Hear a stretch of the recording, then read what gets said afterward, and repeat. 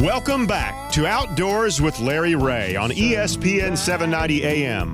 Brought to you proudly by Tennessee Wildlife Resource Agency, Barton Power Sports, Sportsman's Warehouse, and Best Care Home Services. Hey, good Saturday morning. Welcome to Outdoors with Larry Rea on ESPN 790. This is one of my favorite shows of the year. Listen to that background music right there.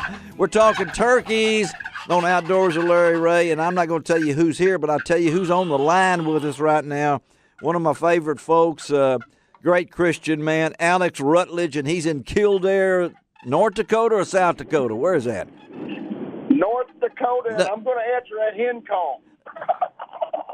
There he goes, there he goes, there he goes. And Alex, of course, all you folks know from the bloodlines and everything like that. Great guy, and I know Alex in Kildare. This is a busy time for you. We appreciate you taking 8 or 10 minutes to talk with us. I want to ask you, as I'm asking everybody, when did you kill your first turkey? How old were you? Well, I want to say I shot at my first turkey when I was, are you ready for this? Yeah. When I was about, I guess about 8 years old. Uh-huh. But I want to say this, Larry, real quick. I'm no longer with Bloodline. I Oh, that's started right. a couple of years ago. Yeah, I'm sorry. And, yeah, yeah, that's okay. I want everybody to know that my wife and I, things didn't work out with Bloodline, and so my wife and my daughter and I created a new brand called American Roots Outdoors. That's right. There we go. Yeah, Yes. yeah. American Roots Outdoors. It's a wonderful thing. I've looked it up on the internet. But you shot at your first turkey at 8.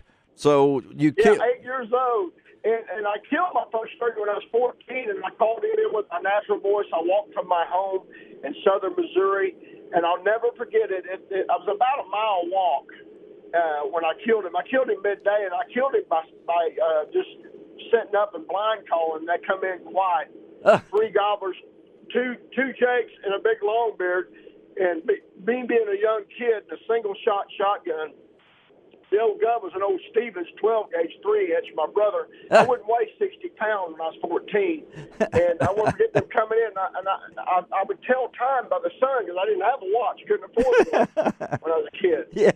I was raised dirt before. But anyway, I thought, well, it's about noon.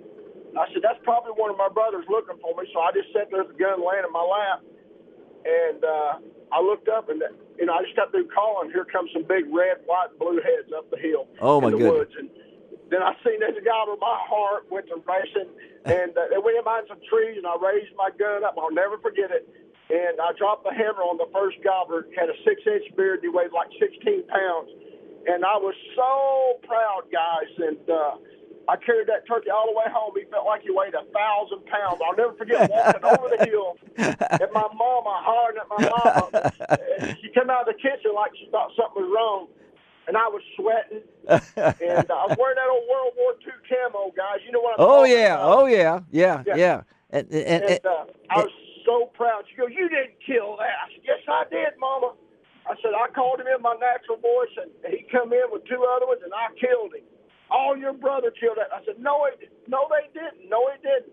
But I'll never forget it, and I was hooked the first time I missed one, but that's when I stepped into manhood of being a turkey hunter right there. Manhood is a thing. Again, we're talking to Alex Rutledge, our good friend out of South Missouri, and he's up in Kildare, the Dakotas, chasing birds, I know, and doing so much. And guys, I know that Alex, how old are you now, Alex?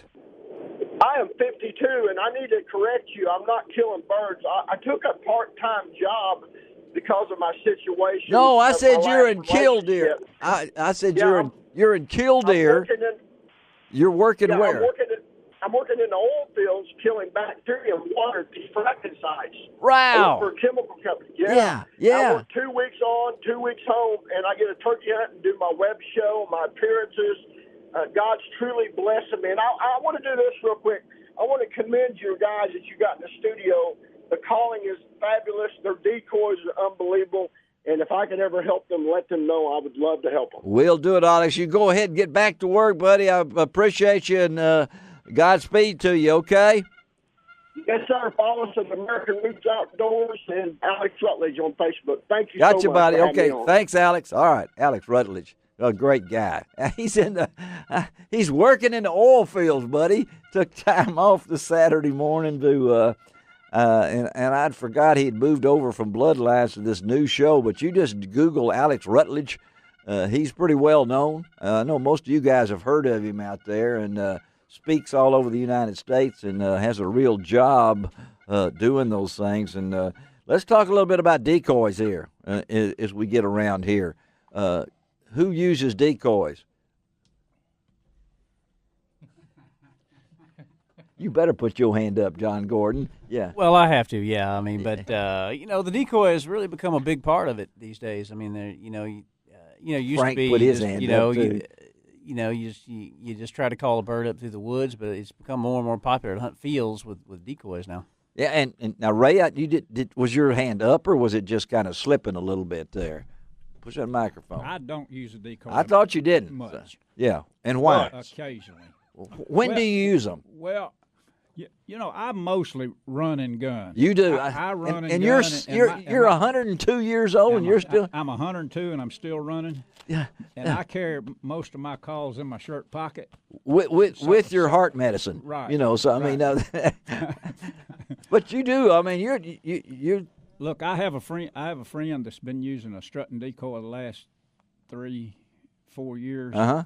He is murdering the turkeys with them. It is. Okay. Absolutely.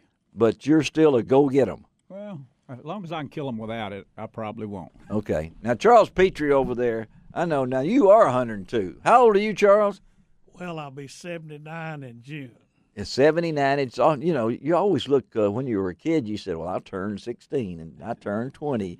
Charles is saying, I'll be 79 in June. I'm still 16 at heart. He did not come right out and say he's 78. He's already working on that 79. I've already used all the 78 up. but I use a decoy because I can't run and gun. Ray and them set me up in my pop-up blinds. And in fact, in Texas this year, I'm going to put a gun in each one so I can ease in there. How many you got, 7 or 8? Guns? No, blinds, blinds yeah. I've got enough. Okay, they got enough. Both. They're going to drop you off in there. Yeah. All right, and of course Russell. Switch it over to Russell and Russell decoys. Are you decoy man? I'll start with nothing just to see how they act, and, and if I can't get them in close enough, we'll try a decoy. All right, and Steve. So why don't you pull your chair on around I use there? them. And why? Well, if I'm calling, he's expecting to see a turkey, so I'm going to give him what he's expecting to look. If he gets up there, he's a little bit more suspicious. And then the gobbler or Jake decoys with it are good. They're schoolyard bullies, so I use a Jake, and they want to run him up, beat him up. And I've seen them run it up and beat them up. Now, I don't know what they're going to do with this two-headed one here when they show up. I mean, it's going to really confuse the turkey. And they're going to come. Yeah. It's been proven and field tested, they always say. That was what it says that. You go to the Avery Facebook page right now. You can see a video of the Jekyll and Hyde in action. The twoheadedmonster.com. You can go to twoheadedmonster.com. We have a landing page as well, right? Yeah. Video. But this, did you ever think, now, Charles, how long you been hunting? I think I started about the same time with Ray. In 73? Yeah. 18 or 19? Okay, I just want to make sure that we have the bit right older century. than that. Yeah, and I know we didn't have decoys and stuff, and you heard Alex talking about his first turkey, no call. Now, I know that wasn't good for y'all's business. I could see the Turpin family say, oh, no, you got to have a call. Don't go in the woods without a call. But some people, I can't use a mouth call. Okay, that's what it is. I've swallowed 2 of them. If they ever did an X-ray on me, there's going to be 2 of them somewhere down there that I don't think they've ever left my body. So I'm a box call and a slate call man. Now it depends on whom I'm hunting with. Now if I was hunting with y'all, I've got a Turpin call, I've got a slate call, and I have a box call. So and now I have a two-headed monster. What are you looking at me, Frank? That's the way it is. So, but let's talk. The equipment has changed so much for you guys, and I know back in 118 years, the Turpin family was not going out in the woods looking like I do with my new Alps turkey vest with 22 pockets. Okay, I mean 22 pockets. I look like a panhandler going out there and everything. And I got something in every one of them. So talk a little bit about the transition, Charles, from and Ray from 73. Well, the first turkey I killed, a guy in Alabama called it up. There was a childhood friend. He had on gray khakis, a bald hat with white writing on it, a short sleeve shirt, and he had what he called a turkey yucker, which was a lynch box with the rubber bands on it. But he called me up a great big gobbler that day, and I killed him. Yeah, I hunted with a guy who, I'm not going to say who he was, but he owned a restaurant up on Kentucky Lake at that time. He was a commissioner. I showed up to go hunting with him. He had on tennis shoes, a regular ball cap, shirts and pants like that. And I said, man, I'm overdressed, when it gets to that. But, Ray, what about you when you started out? I killed my first turkey with a scratch box. A scratch box, all right. Claude Montgomery made it for me in 1973, and I still use that call today. Really? Charles had to refurb it for me last year, but I use all the calls. I use box calls, scratch box, snuff box. I make a snuff box myself. I've seen your snuff box. That I like to gobble on. Yeah, and I know a lot of people have the snuff box was the starter. And I also use diaphragm, But your favorite? My favorite is my little scratch box. The little scratch in my box. Shirt pocket, Yeah. I can crawl with it. You can crawl. And I know we're talking to Steve Turpin, Russell Gann, Charles Petrie, Ray Glass, and, of course, my webmaster is over there feverishly taking notes. Guy Trebo is also in the room. Stuart Settles is our show producer. And, of course, our co-host, if they have much to do today, this may be a nap time. No.